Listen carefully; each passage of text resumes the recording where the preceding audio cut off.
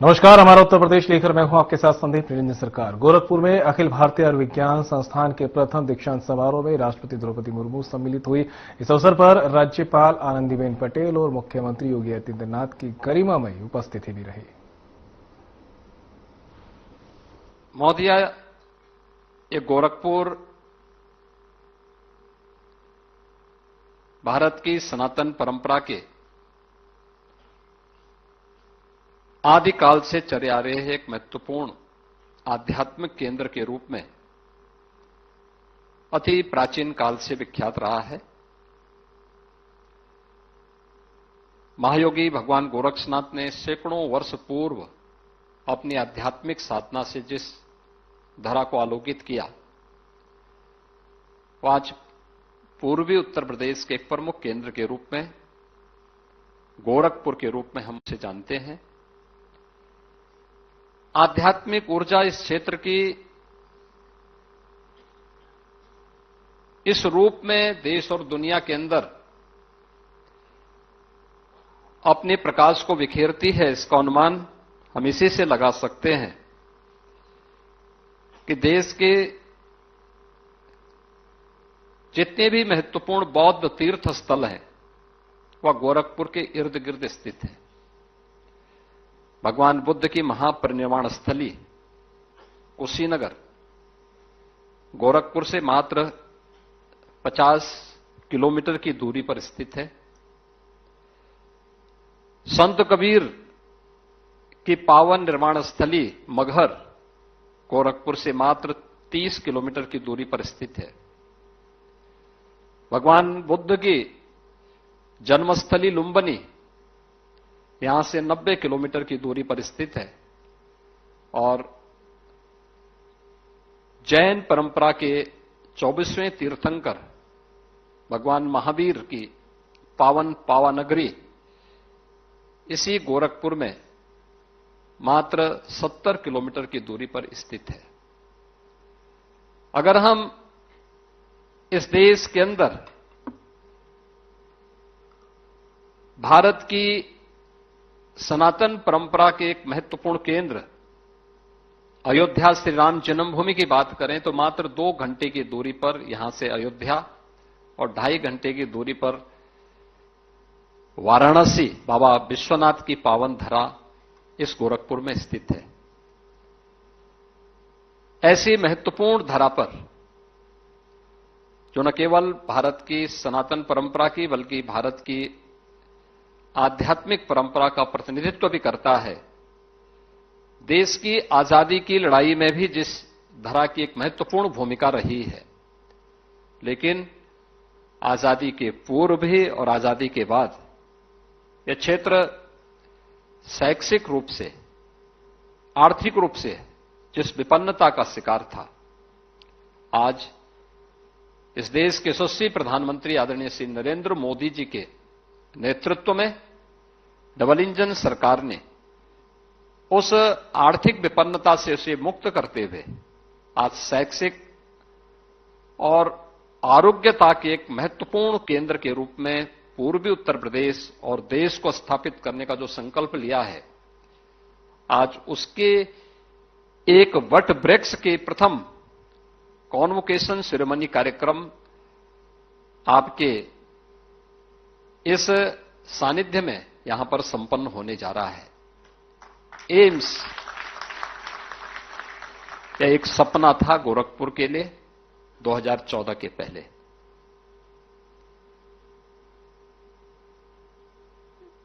यहां पर एम्स का जब एक प्रथम बैच यहां से निकल रहा है तो उस समय हम सबके चेहरे पर एक चमक है, एक उत्साह है, एक उमंग है।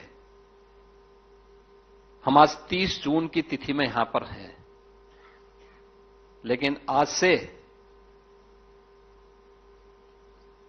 8 वर्ष पहले ये जो महा होता था इस क्षेत्र में भय और दहशत का होता था। इंसेफ्लाइटिस हजारों बच्चों की जान को निगल लेती थी। 40 वर्ष में उत्तर प्रदेश के अंदर 50,000 से अधिक मासूम बच्चों की मौत जिस बीमारी से हुई थी उसका उपचार 2014 के बाद गंभीरता से उसका संपूर्ण उन्मूलन की दिशा में जो कार्य आगे बढ़ा आदरणीय प्रधानमंत्री जी ने उस दिशा में गोरखपुर को 2 महत्वपूर्ण केंद्र दिए, जिसमें पहला केंद्र था कि गोरखपुर का जो गवर्नमेंट मेडिकल कॉलेज है, बीआरडी मेडिकल कॉलेज, उसमें रीजनल रिसर्च सेंटर, यह वायरोलॉजी सेंटर पुणे का एक सेंटर के रूप में यहां पर स्थापित किया था। और उसके बाद जब इस क्षेत्र की मांग को लेकर के हम लोगों ने प्रधानमंत्री जी के सामने इस बात को रखा तो उन्होंने एम्स की भी आधारशिला गोरखपुर में रखने के लिए अपनी सहमति दी। और आज एम्स यानी जिसके बारे में हम कह सकते हैं कि इसका बीज, इसके बारे में हम कोई सिद्धांत गढ़ें और फिर उसका व्यावहारिक स्वरूप कैसे जमीनी धरातल पर उतारना है, तो उसको बीज से लेकर वट वृक्ष बनने की इस पूरी कथा में मैं एकमात्र ऐसा व्यक्ति हूं जो मंच पर बैठा हूं, इस समारोह में हूं और इस पूरी प्रक्रिया का हिस्सा रहा हूं। मैंने इस पूरी प्रक्रिया को अपनी नजदीक से देखा है, सड़क से संसद तक की लड़ाई को लड़ा है। और आदरणीय प्रधानमंत्री जी के द्वारा जब जुलाई 2016 में इसकी आधारशिला रखी थी, आधारशिला तो हमने रखी थी लेकिन हमारे पास लैंड नहीं थी। लेकिन सुखद संजोग ऐसा था, ईश्वर की कृपा ऐसी थी कि मार्च 17 में मैं ही चीफ मिनिस्टर बना और मैंने सबसे पहले इस लैंड को एम्स गोरखपुर के नाम पे करने का काम किया था। ये लैंड मैंने एम्स गोरखपुर के नाम पे ट्रांसफर किया, उसकी रजिस्ट्री करवाई और फिर एम्स का काम प्रारंभ हुआ। फिर 2021 में यहां पर प्रधानमंत्री जी के कर कमलों से एम्स का लोकार्पण का भी भव्य कार्यक्रम करवाया। पहला बैच 2019 में यहां आया था और इस बैच के साथ इंटरेक्शन करने के लिए मैं स्वयं यहां आया था, क्योंकि मेरे लिए वो एक अवसर था। क्योंकि जब मैं गोरखपुर की एम्स की बात करता हूं तो केवल पूर्वी उत्तर प्रदेश नहीं है, पश्चिम उत्तर बिहार और नेपाल के भी एक बड़े भूभाग को स्वास्थ्य की सेवाएं उपलब्ध करवाता है। पटना और लखनऊ के बीच में बीएचयू को छोड़ दें तो एम्स के अलावा कोई भी इस प्रकार का टर्सरी हेल्थ केयर का कोई सेंटर नहीं है। 5 करोड़ की आबादी प्रत्यक्ष रूप से और 7 करोड़ की आबादी अप्रत्यक्ष रूप से एम्स गोरखपुर पर अपने स्वास्थ्य सेवाओं के लिए निर्भर कर रही है। और इसलिए एम्स यहां के सपनों का साकार होना भी उस रूप में आज देखने को मिल रहा है। जब हम लोग 2016 से इस यात्रा को आगे बढ़ाए, पहला बैच 19 में आया और मुझे प्रसन्नता है कि गत वर्ष यहां पे सुपर स्पेशलिटी की डीएम की भी पढ़ाई प्रारंभ हो चुकी है। आज न केवल यूजी और पीजी और सुपर स्पेशलिटी के लिए बल्कि नर्सिंग की भी यहां पर पढ़ाई का कार्यक्रम बड़ी मजबूती के साथ आगे बढ़ रहा है। और ये उस सपने का साकार होना है जो पूर्वी उत्तर प्रदेश के लिए अत्यंत महत्वपूर्ण था। और आपके लिए सुखद क्षण इसलिए भी कि जब एम्स जिस उद्देश्य से गठित हुआ था उसमें इंसेफ्लाइटिस की महामारी को वहां पर उपचार की सुविधा मिले, लेकिन जब आप यहां से अपनी डिग्री लेकर के जा रहे हैं तब आपके सामने सुखद अनुभूति है कि इंसेफ्लाइटिस का हम पूरी तरह उन्मूलन कर चुके हैं। आज इंसेफ्लाइटिस आपके लिए एक केस स्टडी होनी चाहिए। यहां पे आपके बहुत सारे फैकल्टी हैं। आपकी डीन एकेडमिक प्रोफेसर महिमा मित्तल बीआरडी मेडिकल कॉलेज की उस टीम का हिस्सा थी जो इंसेफ्लाइटिस उन्मूलन के और उपचार के उस केंद्र के साथ जूझती थी।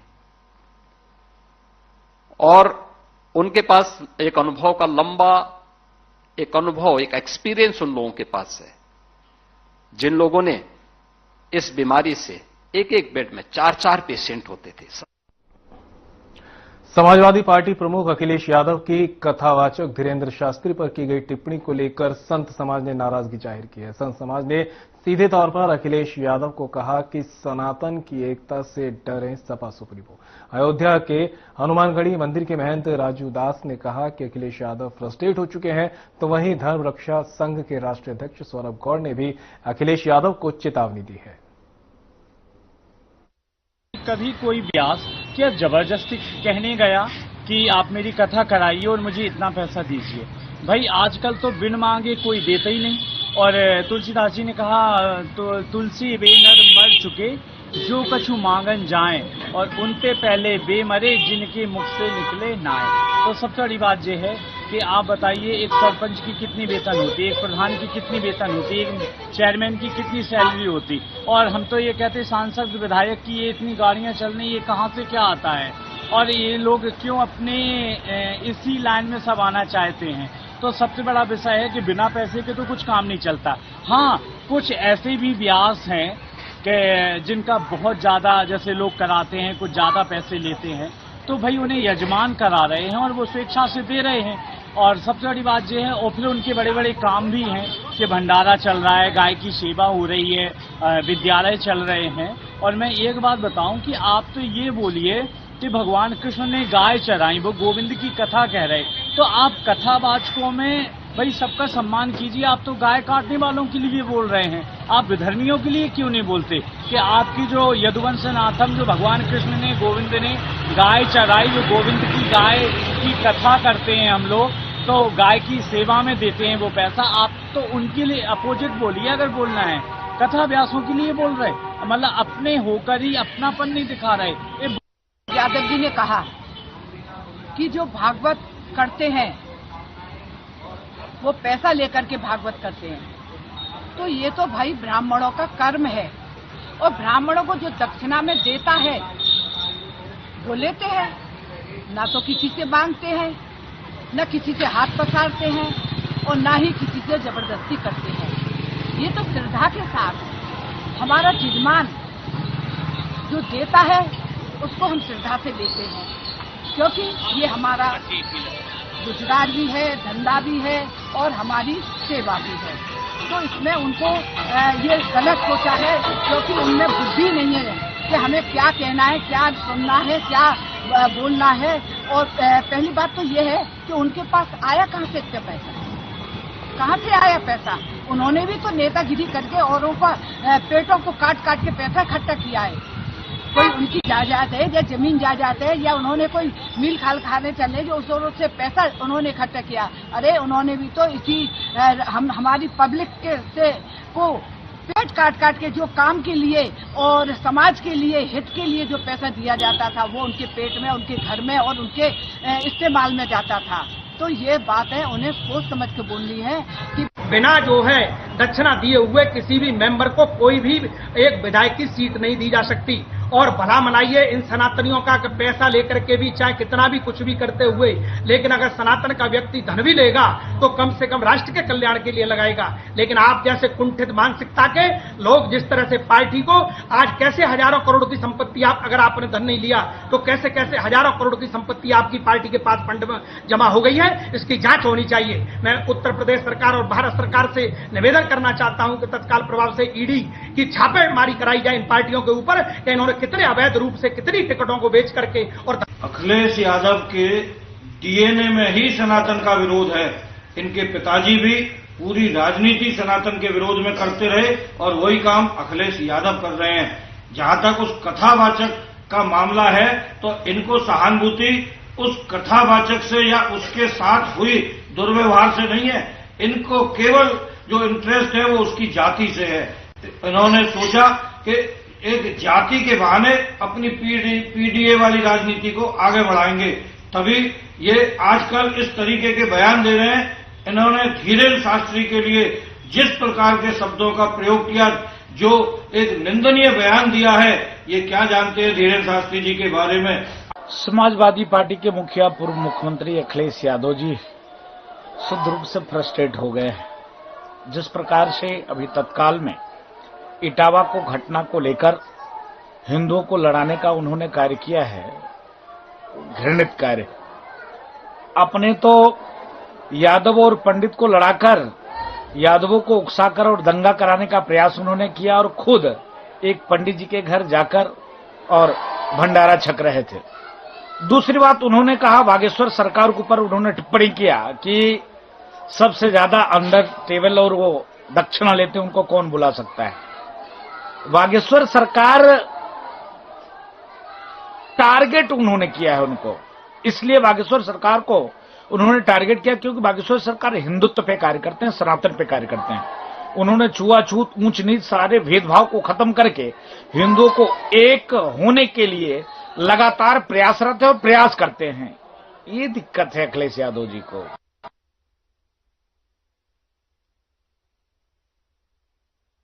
थाना फेज 2 टीम ने अवैध गांजे की तस्करी करने वाले अंतर्राज्यीय गैंग का पर्दाफाश करते हुए 4 अभियुक्तों को गिरफ्तार किया है, जिनके कब्जे से 108 किलोग्राम अवैध गांजा, जिसकी कीमत 25 से 30 लाख रुपए बताई जा रही है, उसे बरामद करने में सफलता हासिल की है। पूछताछ के दौरान उन्होंने बताया कि वे गांजा उड़ीसा से रहने वाले एक व्यक्ति से रेलमार्ग के माध्यम से इन्वर्टर की खाली बॉडी में छिपाकर लाते हैं, जिससे किसी को शक ना हो। वे लोग गांजे का एनसीआर क्षेत्र में घूम फिर कर नशे के आदी लोगों को गांजा बेचते हैं।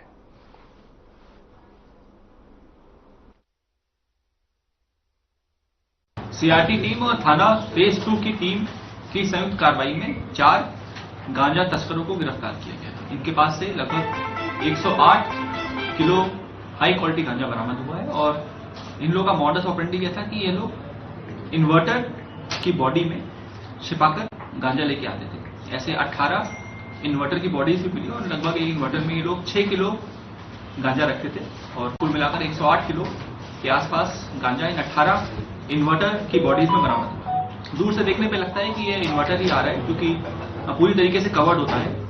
इन्वर्टर रखने का उद्देश्य ये रहता है कि एक स्टील से बना होता है, तो उसमें वेल पैक्ड होता है और उसमें स्मेल नहीं आती है गांजा की, और उससे लोग काफी कायदे से पैक करते हैं। और उसके बाद ये लोग उड़ीसा से रेलवे के माध्यम से ये लोग ऐसे रेलवे स्टेशनों पे उतरते हैं जहां पर फ्रिस्किंग नहीं होती, चेकिंग नहीं होती, और वहां से उतरने के बाद ये लोग लोकल वेंडर्स को लोकल स्तर पर ये लोग इस गांजे को नोएडा एनसीआर के अलग अलग क्षेत्रों में डिस्ट्रीब्यूट करते हैं। इसमें टोटल 4 लोगों की गिरफ्तारी सुनिश्चित की गई है, जिसमें इनका जो गैंग लीडर है उसका नाम अब्दुल्ला है और उसके साथ इनके 3 अन्य साथियों की गिरफ्तारी सुनिश्चित की गई है। इस पूरे गांजे की अनुमानित कीमत लगभग 30 लाख के आसपास की है। थाना धनकौर पुलिस ने लोकल इंटेलिजेंस और बीट पुलिसिंग की सहायता से अवैध शराब की तस्करी करने वाले एक अभियुक्त सुरेश को खजूरी वाले बाबा अंडरपास के पास से गिरफ्तार किया है। अभियुक्त के कब्जे से 141 पौवे अवैध देशी शराब मस्ताना हरियाणा मार्का बरामद हुई है।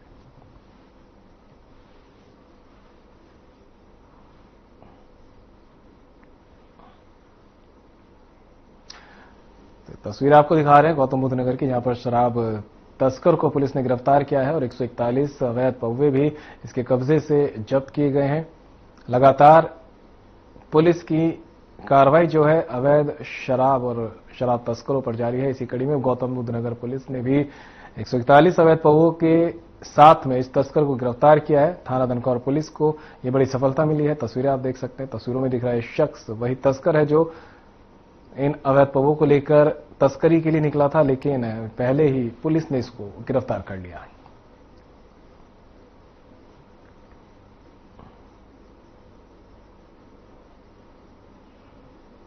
प्रधानमंत्री नरेंद्र मोदी जल्द ही 5 देशों की अपनी आगामी यात्रा पर रवाना होंगे। विदेश मंत्रालय में आर्थिक संबंध मामलों के सचिव दम्बू रवि ने इस संबंध में जानकारी देते हुए बताया कि प्रधानमंत्री 2 और 3 जुलाई को घाना की यात्रा पर रहेंगे। ये यात्रा 30 साल बाद हो रही है। प्रधानमंत्री 9 जुलाई को नामीबिया का दौरा करेंगे। यात्रा 27 वर्षों के बाद हो रही है। वर्तमान राष्ट्रपति नेटुम्बो नंदीवता ने इस वर्ष मार्च में पदभार संभाला है। यही कारण है कि यात्रा नामीबिया के साथ हमारे आर्थिक संबंधों को गहरा करने के लिए बहुत उपयोगी है।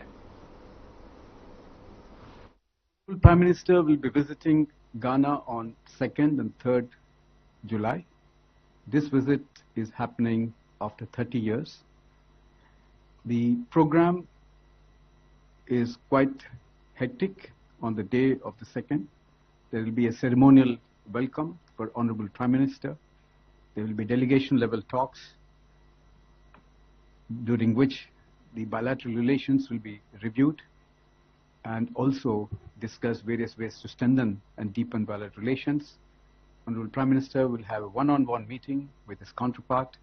Then there will be a banquet dinner in honor of Honorable Prime Minister.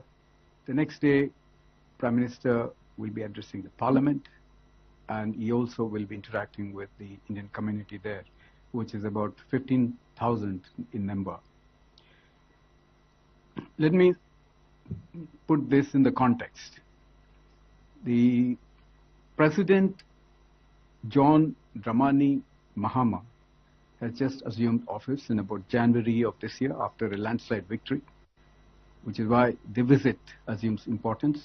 Early in his tenure, Honorable Prime Minister will be visiting Ghana, so it will help in the continuity as well as deepening the relationship and to discuss various ways to further strengthen the relationship. Honorable Prime Minister will visit Namibia on 9th July, and this visit is also important. It's coming after 27 years, and the current president, who is Netumbo Nandi Ndaitwah, has assumed office in March this year, which is why the visit happening so early in our tenure is very useful to renew the relationship, at the same time deepen our economic engagement with Namibia. The program will have a ceremonial welcome. Honorable Prime Minister will pay homage to Dr. Sam Nujuma. There will be delegation level talks, one-on-one discussions, and he will also address the Parliament. The substance of the relationship is, again, as you know, that India and Namibia have been a very strong relationship for a very long time. The historical context, the independence struggle. We recognized Namibia long before it got independence. We took up its cause in the UNGA in 1946 and also allowed to set up a diplomatic mission in India in 1986, even before it got independence in 1990. The bilateral relations are very wide-ranging. Let me focus on the trade here. It is 600 million, marginally in favor of India.